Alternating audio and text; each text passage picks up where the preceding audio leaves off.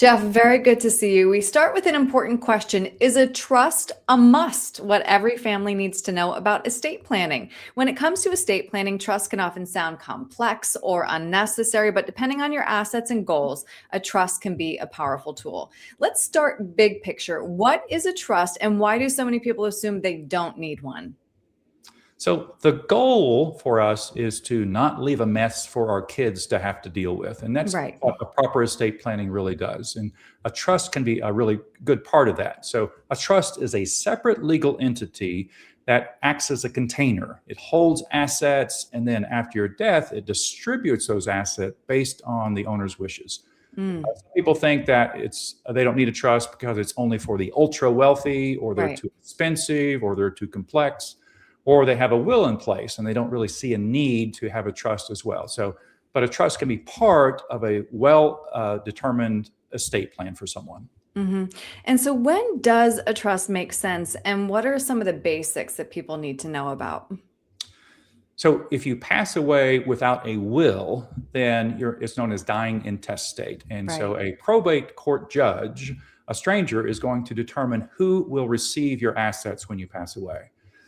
Even if you have a will, then your estate still goes through the probate process, which can be expensive, and there'll be time delays with that, and it becomes public notice as well. So, for most people, the revocable living trust can help to solve some of these problems. There are lots of different types of trusts, though. There's irrevocable trusts, there's life insurance trusts, there's generation skipping trust. And so that's why it's important to talk to a good estate planning attorney about what is most appropriate for you in your situation. hmm So, what are the biggest advantages when it comes to using a trust, especially when it comes to probate, which you mentioned before, privacy and control? Yep. So a properly established revocable living trust helps to completely avoid the probate process, and it remains a private affair instead of being a public affair. It reduces the costs. It can reduce the time delays, the headaches related to probate. Mhm. Uh, you can set specific rules as far as when beneficiaries are going to receive those assets, whether it's at a certain age or during a timeline. And for blended families or for second marriages or those with minor children, a trust can be very important.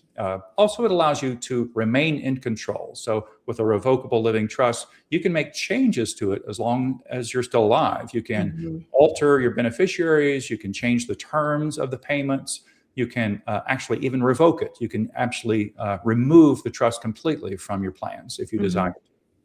All right, let's get into some of the nitty gritty. What are other parts of estate planning that people should consider?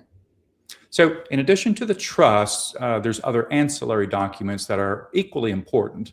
There's a pour over will. So, anything not specifically listed under the trust, it would allow it to pass through the trust for distributions. Power of attorney forms for both financial and medical purposes. And so, if you're incapacitated, this allows your designated person to make decisions for you. Advanced healthcare directive forms. So, this is your end of life healthcare decisions as well, so your loved ones don't have to make those hard decisions. So all of these documents come along with the trust in an overall estate planning package that your Mhm. attorney can assist with. Mhm. Even with a solid estate plan or trust in place, so why are those beneficiary designations so important, and how often should they be reviewed? So the beneficiary designations are really crucial because they override what is in a will or a trust. Right. So for life insurance, for retirement plans, for brokerage accounts, when you establish these accounts years back, probably, you determined who your beneficiary was going to be. And whatever's listed on that beneficiary is going to override whatever is in your trust or will. It's not your intent, it's who's listed on that form. So if you set up a 401k account 30 or 40 years ago, and it was your ex-spouse that was listed as the recipient, the beneficiary on that, and you haven't made changes to it, when you pass away, that account will go to whoever is listed. That's why it's important to make changes to your beneficiaries and review them anytime there's a life event, or just to take a look at it regularly to make sure you Mhm. understand, again, who your designated beneficiaries truly are.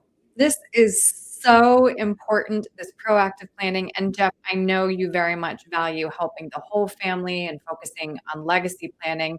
If somebody has questions about whether a trust is right for them, how can you help them? So we added my brother James Gorton is an Yeah. estate planning attorney, and he's in our office now, and so he can assist with crafting the appropriate estate plan documents for you. If you have an existing estate plan that you need to have reviewed, or if you're just starting from scratch, he can assist with your estate planning and putting those documents together. So and implementing your plan. So Mhm. he's always glad to help. He's a great resource. And how can people reach you or James? That's right. You can give us a call to our office. It's 405-681-9633, or you can go to our website, gortonfinancial.com, and we're always glad to help. Great. Jeff, thank you so much for making time for this today. This was really important. Great. Thanks, Erin.